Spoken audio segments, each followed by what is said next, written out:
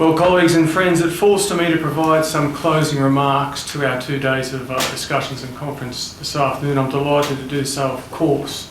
First and foremost, I want to give my personal thanks to everybody who stood up here and presented to us over the last 2 days.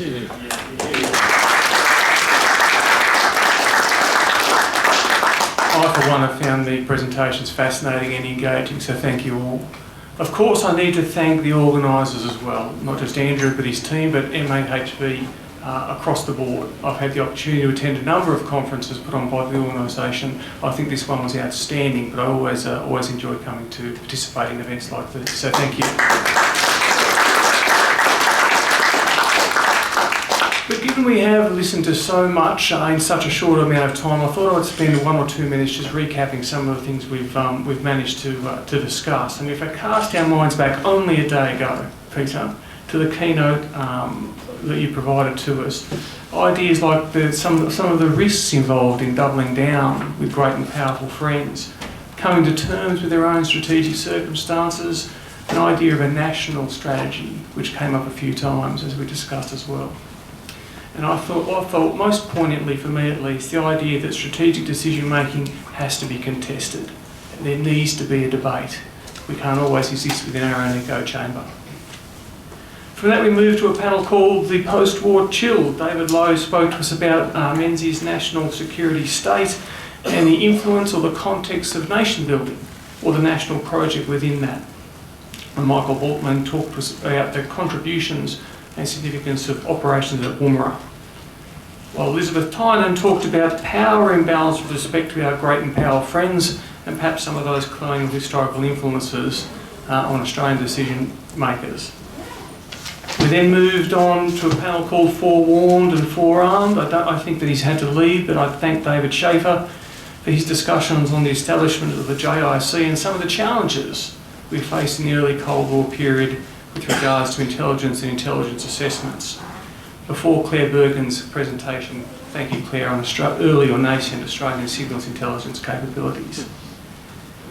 Asian Dominoes followed. Thank you very much Gary for a very personal reflection on the Cold War and the conflict in Vietnam and a personal perspective on that. We had some counterfactuals, Marcus, to close out the day. Thank you for that as well. This morning we convened again to talk about skullduggery, which I think you defined as some type of nefarious spy work, David.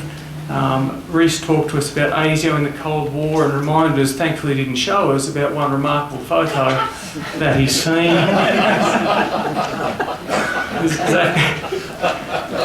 And Zachary Gorman was kind enough to provide some insight into the role of Menzies in the early Cold War period as well.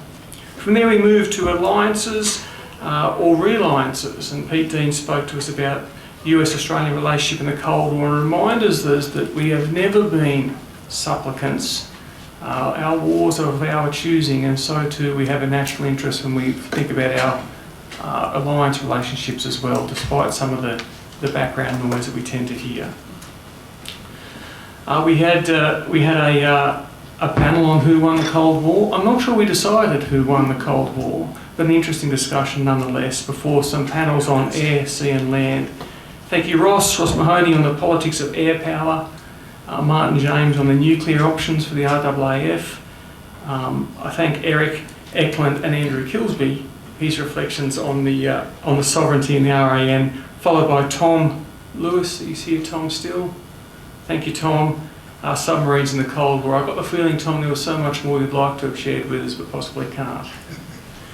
And finally, Alan, thank you very much for your insights into leadership and regimental life. So I think that's all I have to say here, but once more, not just in a professional sense, but of course from a professional sense, but personally as well, thank you all for being here and your attendance. I hope to see you all again in not next year, but the year after. Thank you all.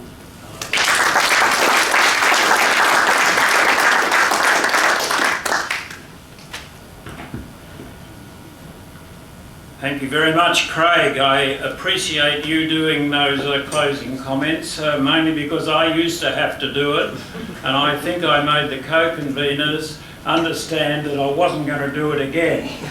But so what they've done is change it around to closing the conference, and in fact I'm obviously perfectly happy to do that. So, Craig is easy. What I would like to do though is thank a few, not by names, but just to thank the groups so that we all understand how difficult it is to pull a conference of these 2 days together and have it work so beautifully for us.